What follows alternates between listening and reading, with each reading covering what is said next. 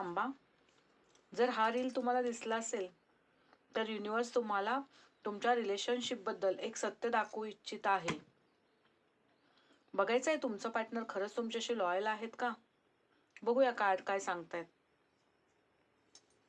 वा, हे कार्ड सांगते तुमच्या नात्यात खूप स्ट्रॉंग इमोशनल बॉन्ड आहे. तुमचं कनेक्शन खूप स्ट्रॉंग आहे. ही व्यक्ती तुमच्यावर अतिशय अतिशय प्रेम करते, तुमची काळजी घेते. त्यामुळे इमोशनल बॉन्ड तर खूप सुंदर आहे. पण हे तिसरं कार्ड काय सांगते? कधी कधी रिलेशनमध्ये काही सिक्रेट्स असतात जे जाणून बुजून लपवली जातात. हिडन ट्रूथ असतात.